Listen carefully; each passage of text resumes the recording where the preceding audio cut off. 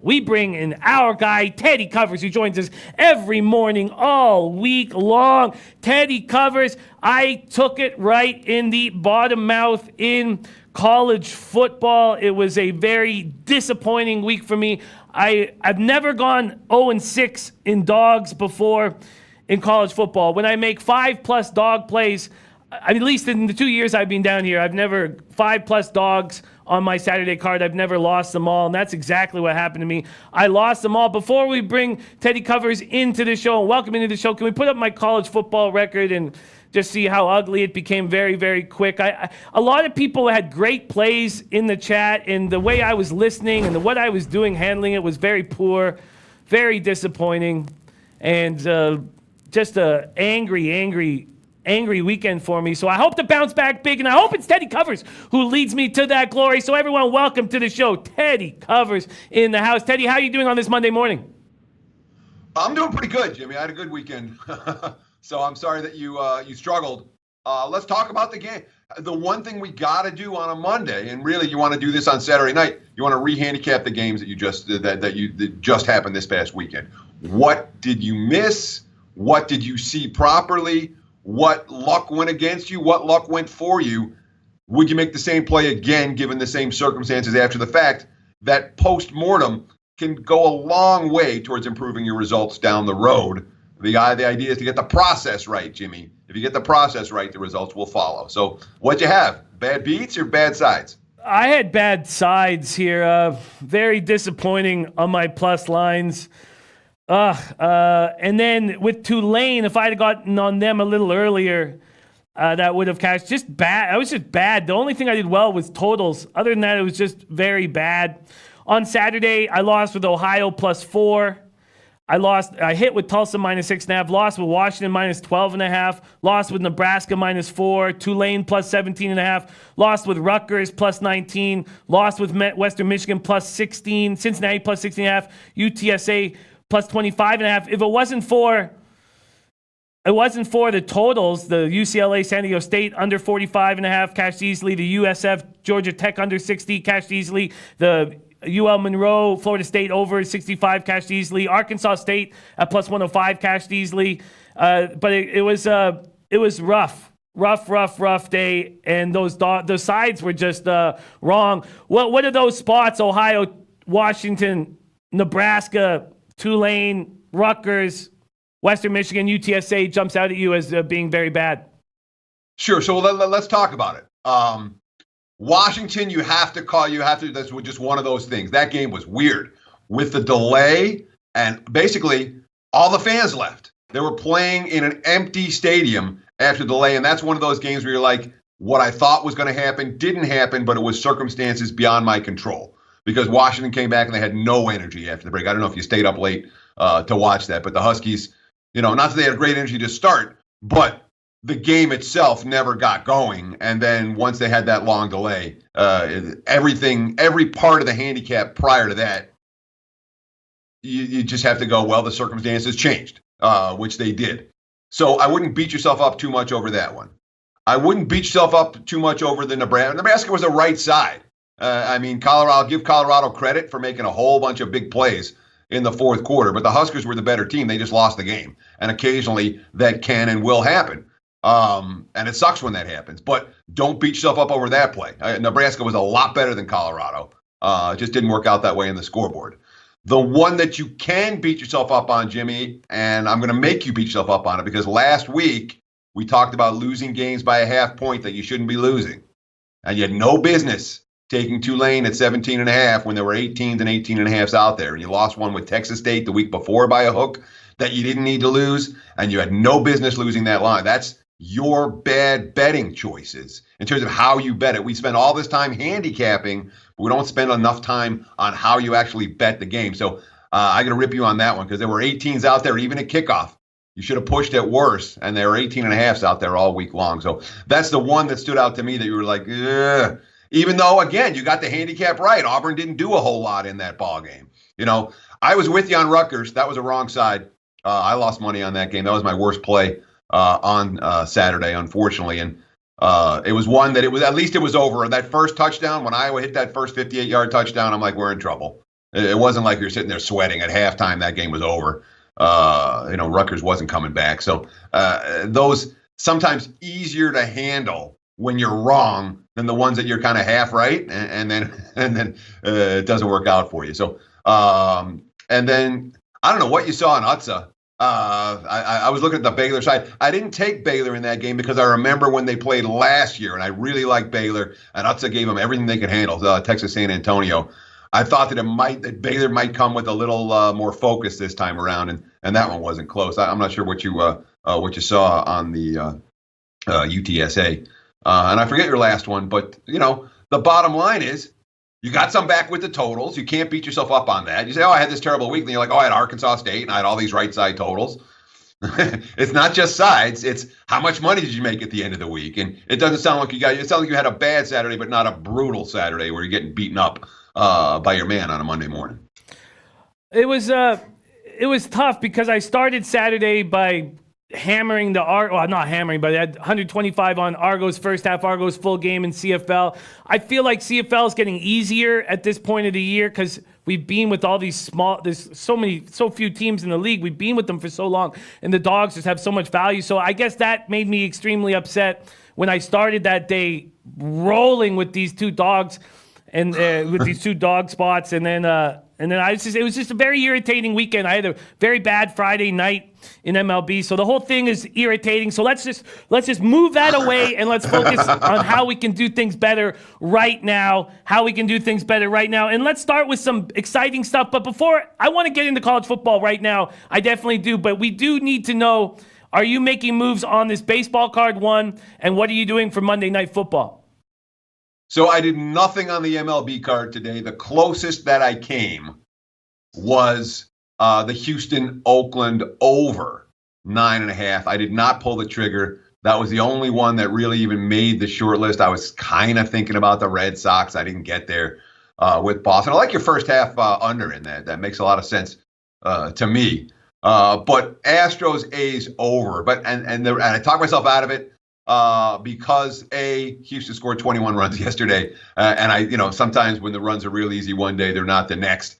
And B, there was another thing in that game that really stood. Greinke.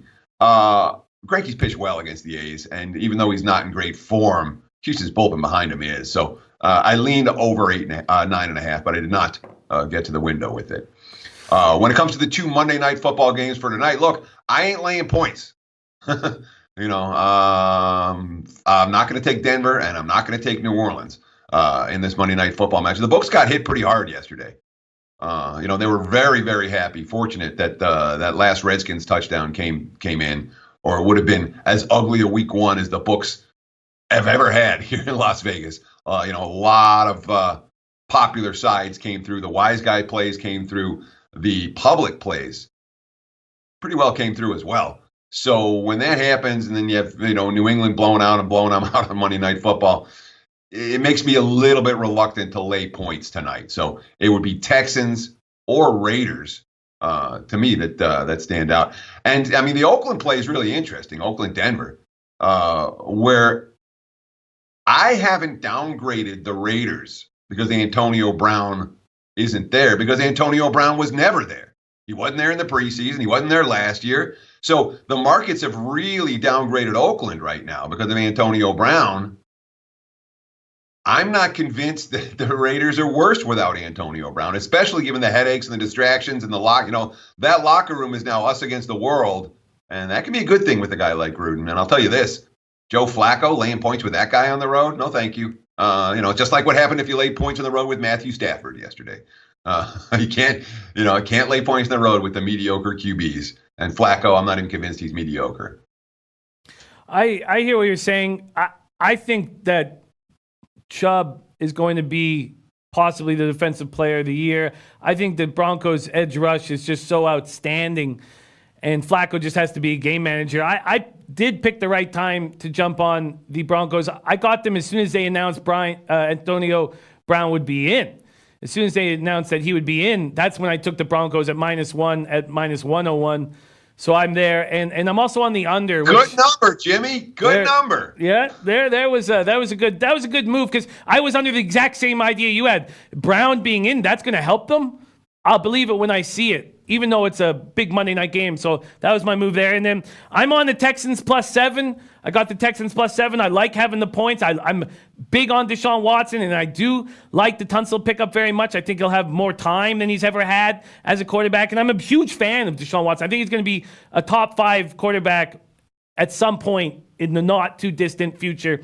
And then I am on the over 52 in that game, Saints, Texans. I think there's going to be points.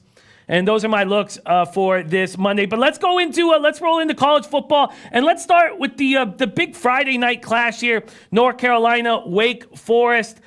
So we don't have a total. Is that right? We don't have a total yet in this game? Yeah, still early on totals. Totals will come out. I mean, let me just look right now. There's one book in Vegas that posted totals. Okay. And they posted them right at the opener. But the markets themselves, the broader markets, have no totals yet. So I can give you the one book. What we have, the Circus Sportsbook in Vegas is a total of 65.5 on this ballgame. But literally, they're the only one on my screen.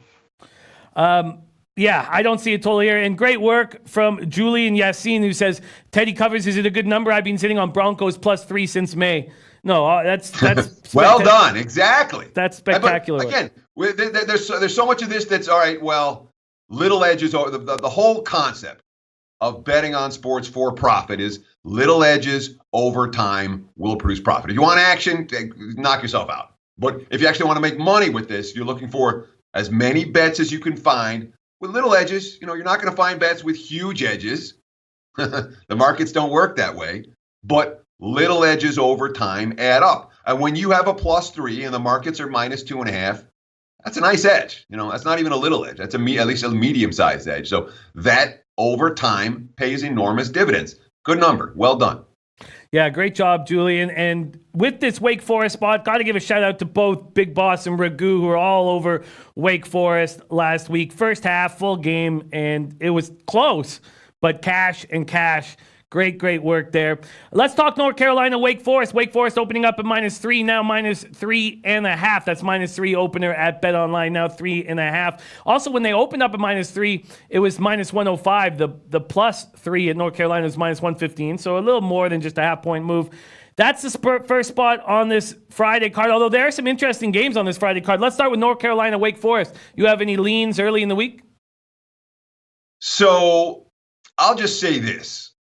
I'm not a North Carolina believer yet. All right. 2 tight wins over quality foes at home. They escaped against South Carolina in a game where they were dogs both games. But the game against South Carolina where the quarterback got hurt, last week against Miami, where there was a lot of things that went right for North Carolina in that ball game. Certainly like the way Sam Howell played in that contest. They ran the football effectively. And yet I still continue to look at this Tar Heels team as something of an overachiever. Wake Forest, look, we've seen it a couple times now. This offense is dynamic. They're going to, and no question, North Carolina's defense is going to be better than the Rice one that they faced last week. But Demon Deacons have come out chucking the football around, playing this up-tempo offense. There was a lot of concern. They lost a lot in the offseason. That offense is every bit as good as it was. And North Carolina, off those 2 huge wins, I could only look at Wake minus in this ball game, and I wouldn't be surprised at all. We see a fair bit of Wake money between now and kickoff. I think the markets are going to be right there with me. You already said the early money's coming on Wake. I think we'll see more. The wise guys loved Wake last week against Rice. That line got bet up all the way through to kickoff till it was 20, and if you got it at the closing number, you pushed in that ball game. I continue to think that we'll see that level of support for Wake Forest this week. 4 different receivers with at least 5 catches and 50 yards. That's, a positive sign. That is a positive sign. Wake did look good, and we saw the Rice defense hold its own against Army. So I know that they had trouble with the speed, the quick up-tempo offensive package that Wake Forest was delivering. I like that look. Wake Forest -3.5 early. Let's talk about these other 2 games here. We got Kansas, Boston College. Boston College now at 21.5.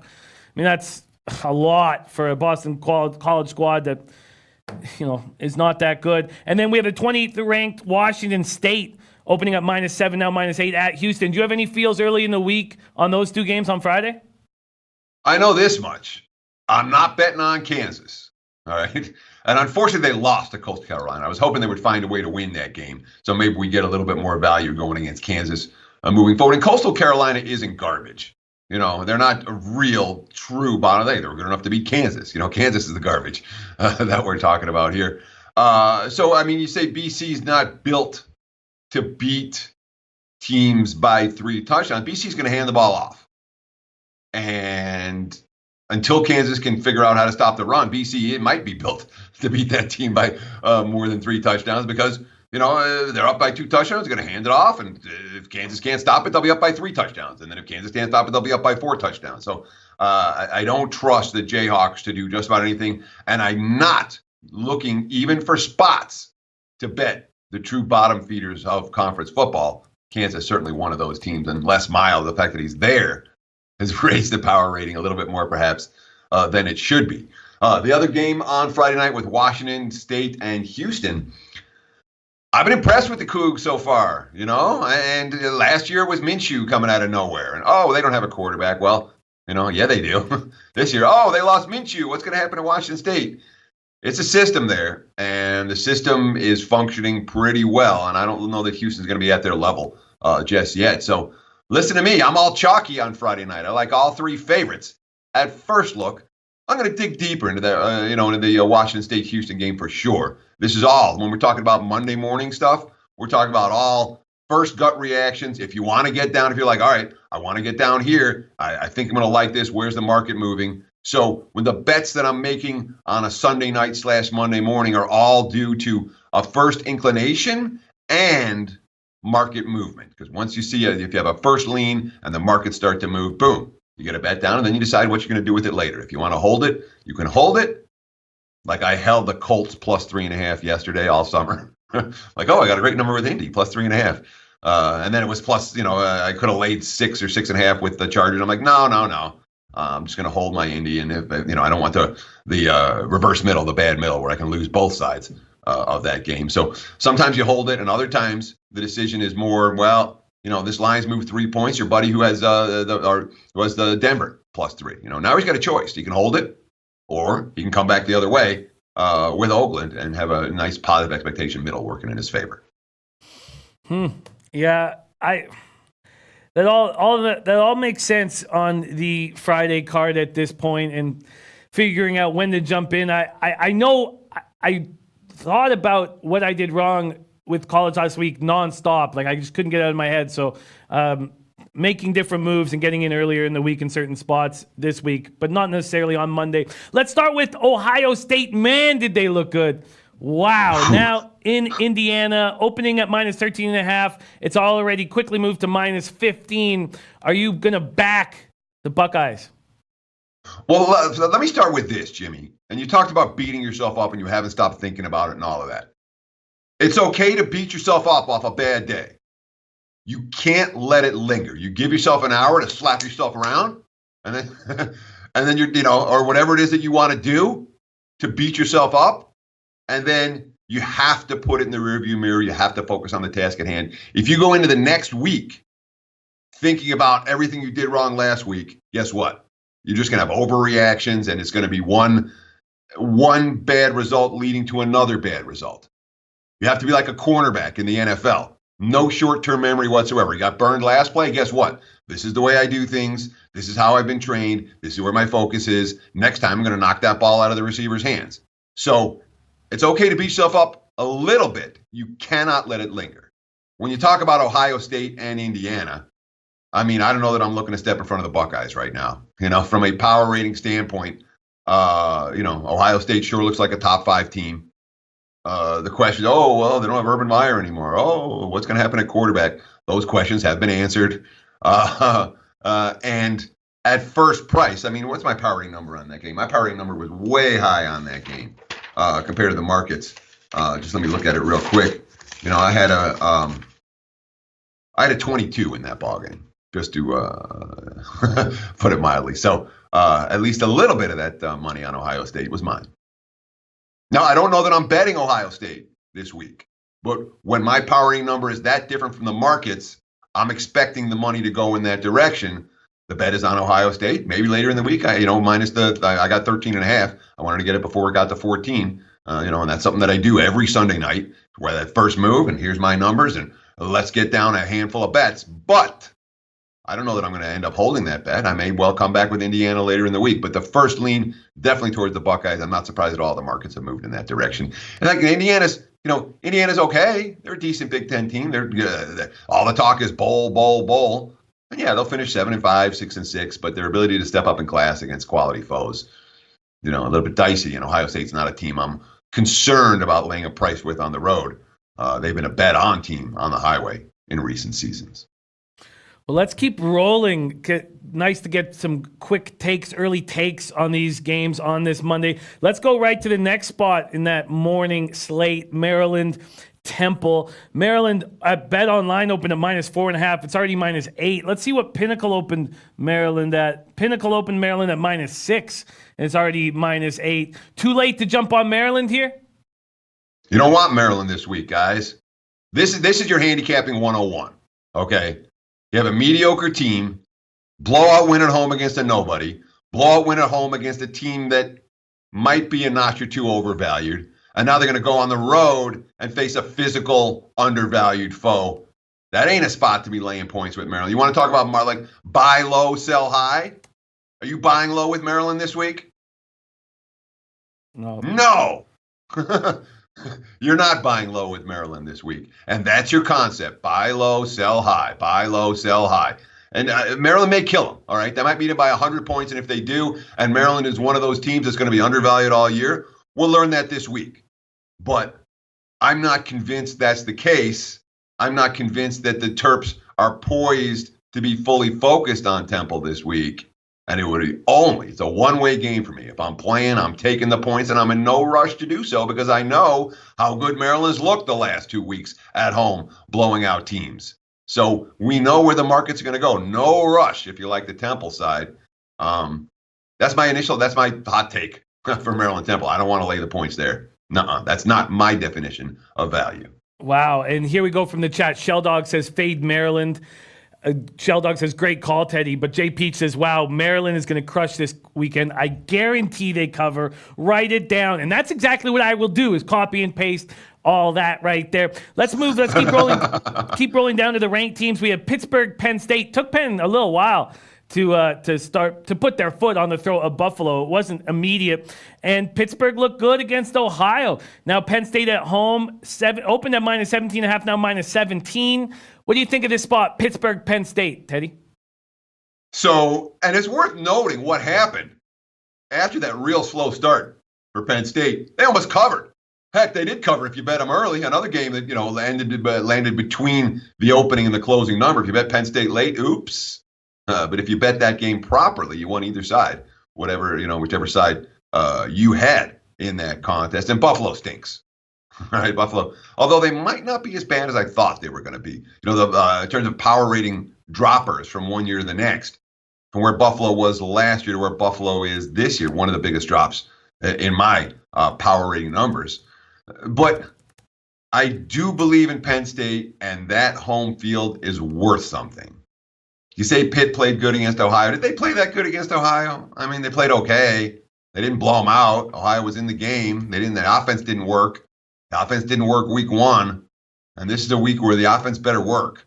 So I don't think I'm going to play the game, but from a talent, I don't know. I worry about the spot for the Nittany Lions. I think Pitt is going to come to play, but Penn State's not a team I'm going to rush to stand in front of right now. I think they're pretty good. Yeah, I'm looking for, we'll have a lot of time to break down this big game. Be a lot of running the ball, Pittsburgh, Penn State. Let's move on to, I guess we could talk about Arkansas State, Georgia. We don't need to spend too much time, but although Arkansas State looked very good against UNLV's terrible. Opened up Arkansas State plus 31.5, now plus 33.5 or plus 33 at, depending on where you shop. Any early edge here, Arkansas State, Georgia? So who's Georgia got next? That's what I wanted to look at. Will you look that up, Jimmy? Because I can look it up right here. Because like with any of these games where I'm like, are they laying 30-something or not? It's all about who's up next. who's on the slate the next time around, and that's certainly something that stands out to me. Is the focus there? Are they looking ahead? When you have the big game the following week, if you're up by 4 touchdowns at halftime, sometimes you call off the dogs. So that definitely concerns me about the Georgia side of the equation. And the Arcs, look, and I'm kicking myself for not really loading up on this. That was just a bad line, UNLV, Arkansas State. You see a handful of them. We saw one on the Ravens and the Dolphins yesterday. Even in the NFL, every once in a while, the betting markets won't adjust enough. And Arkansas State against UNLV, there was a class difference between those two teams. I don't think UNLV is worse than they were. They might be a little bit better than they've been over the last couple of years. But Arkansas State's better than that, and they showed it. But, of course, winning in Vegas and then winning at Georgia, two very different stories. I think the Red Wolves, obviously, I haven't seen anything on how they're going to play. The other, I talked about what in these really big spread games, what I like to look for and not for. I'm looking for, is there a distraction for the favorite? I'm also looking at any coaches' quotes and coordinator quotes I can find from the underdog to say, hey, we're interested in this game, or, we're going to rotate players in and out to make sure they don't get beat up against an SEC school. When you find that nuance from the coach speak for the underdog, sometimes it can end up with a real profitable wager. You get a team, all right, the favorite's not interested. Guess what? The dog's not interested either. So sometimes you can find some profitable situations to look for from the underdog just by finding those quotes that say, yeah, we're coming to play, or, yeah, well, we want to get everyone a little chance to play an SEC opponent. Those types of quotes are very, very meaningful for games like this one. Yeah, and it's Notre Dame on deck. And then Notre Dame is playing New Mexico with this huge game on deck. Notre Dame up 34.5-point favorites. Let's just touch on these two games and then put a bow on this show. These are the games. I mean, there's a few very interesting games, but let's talk USC, BYU. USC opening up at -2.5, now -4.5, up to 5 at Heritage and Bovada and 5 Dimes going into BYU. Do you trust USC to go on the road and pull out a victory as a 5 or 4.5 point favorite, Teddy? Hell no. USC got to face a backup quarterback and a team playing without their starting left tackle. And, the young QB, again, this wasn't their starter. He wasn't their second stringer. He wasn't their third stringer. He was the first non-4 or 5 star recruit to start a game at QB for USC this century. Now he's making his first road start against say what you want about BYU's offense. It's very pedestrian. All right. And pedestrian might even be giving him too much credit. But defensively, they're solid. Nobody's getting open against BYU. They've been able to stop the run. They've been able to keep the opponent's passing game contained against, Utah and Tennessee's not garbage. They've certainly been tested. Tennessee's garbage, but they're not complete garbage. But I do not trust USC this week. I don't trust the quarterback. I'm spacing on his name right now. I apologize. It's Monday morning. But the young QB to have anywhere near the level of success he had last week. I'm not taking BYU. I'm not a BYU believer. I'll just put it that way. But I'm not a USC believer either. Bet against versus bet against. Wow. Interesting. Very, very interesting look. And then Arizona State going into Michigan State. Michigan State opening at -10.5, now -13.5. Already 3-point move towards Michigan State. Does that move make sense? I put Sparty in my pocket last night. My number came out much higher. My number on that game came out 17.5. So I think Michigan State, Michigan State lost there last year. All right. Sparty found their offenses. They had that sluggish opener. They found their offenses last week. And I'm not convinced Arizona State's any good at all. So I thought the price was cheap. I laid it last night. And again, if it gets to 14, I'm not going to do anything with it right now. I like Michigan State. And that's one I will probably hold. I don't see myself buying back. But if the steam gets ridiculous on that contest, I will buy back some of it or buy back half of it or whatever. But I think Michigan State, I believe that defense and I believe that offense. And I look at the Sparty, Sparty as being a potential bet on team moving forward. I think they're going to be a value-laden squad. Interesting. Great look then, getting it at 10.5, already moved 3 points. And let's put a bow on this with the big Clemson-Syracuse game. Clemson opening up at -24. They're now at -27.5. Syracuse looked awful last week. Hopefully, any Syracuse supporters will be saying they were looking ahead to this match. Already at 27.5 with Syracuse at home. What do you think here, Teddy? So I got to tell you, I did not get the 10.5 on that game. I got an 11. But once the markets start to move, and I know boom, I know I got to get that bet down now because my number is so far away from where the market is. So I didn't get the best of it. That's but I got better than you can find on Monday morning, and that's the goal for Sunday night. Is whatever bet you're getting, whatever bet you're making, you want to get something that will not be available on Monday morning, and that's what I was able to do. Geez, Clemson, Syracuse. I mean, the price isn't right, flat out. To back Clemson here. But there are issues for Syracuse. And there are issues now, on both sides of the football. The shutout over Liberty means a lot less after what we saw in the first half against Maryland this past week. And I do not like this kid DeVito at QB for the Orange. Although, again, they did give Clemson a battle last year. So, Clemson will be focused this time around. And you're not getting any bargains with Clemson, as we found out this past weekend. I laid with Clemson and on Saturday, I should say, 16.5. I thought I can't pass that. And there was the right side wrong result. They gave up the late touchdown, and the offense didn't roll. The offense got to roll if they're going to cover a number like this. We haven't seen the offense roll in either of the first two games. So I don't trust Syracuse. The price isn't right for Clemson. Probably a game I'm going to leave alone. Interesting spot. Interesting spot. Eddie Oler says Clemson could put up 80. Jay Peach says he always said never ever lean Lions. And I was thinking about you when I lost with the Detroit Lions. Oh, man. And I thought I was in such great shape. So very, very disappointing. You were in great shape. Shadow says, does Teddy play many first halves? Do you? No. I play much more games than first halves. Much more full games? And anytime you're shortening the amount of time that the wager is going to be taking place in, you're increasing the level of randomness. Over a full game, a block punt, you can overcome it. Over a half, it's that much harder. Those type of things. So it magnifies every mistake. And so I play some first halves, but only when there's a specific reason why I want them. Like if I'm going to play Georgia this week, maybe play Georgia first half, that sort of thing. When you see, all right, well, the team's going to call off his dogs at halftime. In baseball, you do it all the time when you're dealing with starting pitching. For football, I don't do it nearly as much.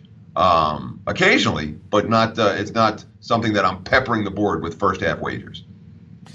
Understand. And finally, our guy Andrew asks, is Michigan a fade team here on out? No, come on, guys. Here's the concept. All right. 1, Michigan wasn't looking to Army. 2, Army was looking to Michigan. 3, Army plays a difficult style. 4, Michigan is now the undervalued commodity coming out of that game with the win. They're not beaten up. They just survived and advanced. And your team, think about the NCAA tournament. Your team that gets out of the second round, and they were a number 1 seed and they barely escaped. They're minus, they were 12-point chalk and they won by 1. And then that's the value team the next time around. So, Michigan, after the sluggish start, to me, looks like a potential bet on team moving forward. I think the Wolverines might make their backer some money over the course of the next couple of weeks.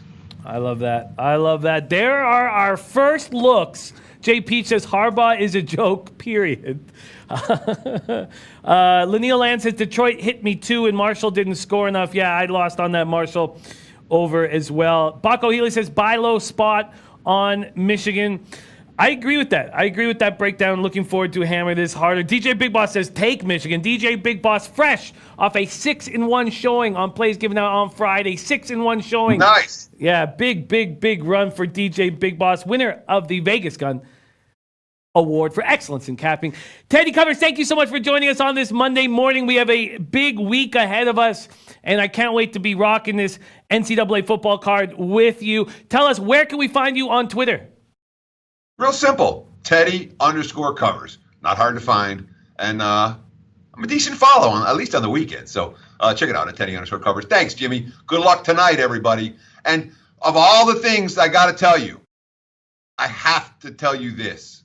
If you lost this weekend, don't chase on Monday Night Football. That's how bettors get ruined. All right? You're allowed to bet Monday Night Football. Don't triple your wager on Monday Night Football if you had a bad weekend. Bet more when you're seeing things clearly, not when you're getting roughed up.